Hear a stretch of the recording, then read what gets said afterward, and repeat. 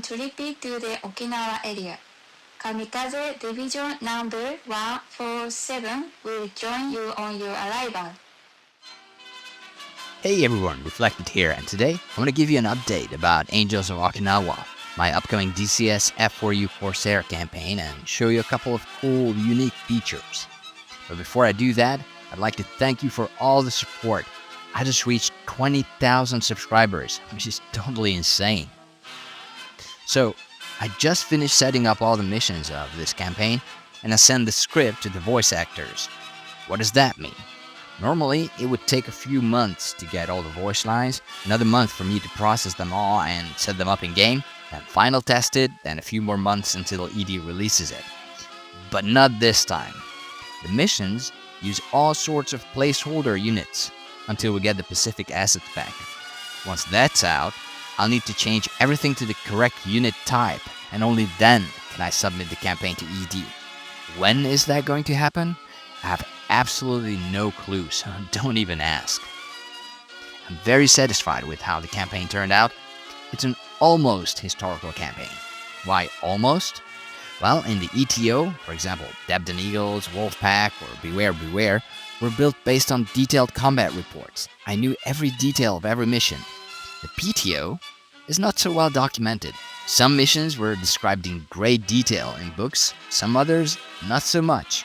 There, I had to take educated guesses based on my research. And there will be one or two missions that are entirely historical fiction for the sake of an interesting storyline. You'll see. You'll get 12 missions in total, plus a practice scenario where you can just fly around the boat with all the cool added features I'm going to describe. You'll join VBF-10 aboard the USS Intrepid in March 1945 and participate in Operation Iceberg, the invasion of Okinawa. You'll mainly fly strike missions, but on some others you'll follow the sister squadron, VF-10, to protect the task group from kamikazes. All through the campaign, you'll be a new guy, flying wing. Let me know whether you prefer that or leading an entire squadron, like in Blue Nose Bastards, for example. There are some cool new features coming with this campaign. See, in the ETO, it was easy to know whether the player survived the mission. All you had to do was finish the mission over friendly territory.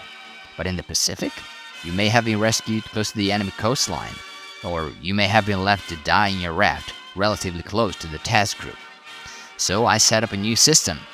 If you ditch or bail out, depending on your location, the mission will roll the dice and randomly decide whether you got rescued or not, or maybe rescued by a Japanese submarine and became a POW.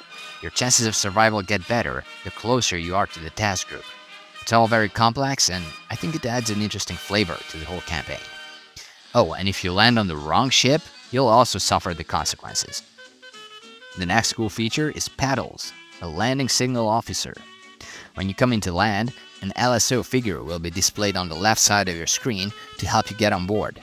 It's somewhat limited. It only shows whether you're too high, too low, or at the right altitude, and then he gives you the cut signal. Still, it makes it much easier to nail those World War II style carrier landings.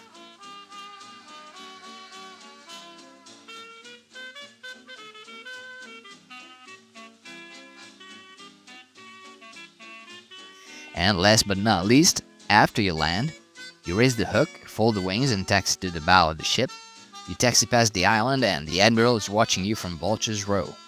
You can open the F10 radio menu and select how many kills you scored that day, and show it to the Admiral by raising your fingers, just like Alex Fressi did on that famous photo of him.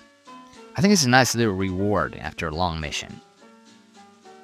Of course, like in my other campaigns, you'll also be able to listen to period radio news during the transit times. We are delaying the start of our scheduled program to bring you a special broadcast from a warship off Okinawa Island in the Pacific, where American troops are still moving ahead. We take you, after a brief pause, to Admiral Turner's flagship. And you can also tune in to Radio Tokyo on Channel 4 of your radio set. Now, some people were not happy that I'm making an Okinawa campaign on the Marianas map, but honestly, raise your hand if you're so intimately familiar with the island of Okinawa that flying over Guam, you won't be able to pretend that it's the former. I have the war diary of the Intrepid with the exact location of Task Group 58.4 each day. So in the campaign, you'll need to fly the exact same distances and headings as in real life. This campaign is the result of years of research. You'll definitely learn something new about what it was like to fly Corsairs in the Pacific. Spoiler alert, it wasn't like in Hollywood movies. Alright, I hope you're excited about this. Don't forget to subscribe and leave a comment if you have any questions. Alright, see ya!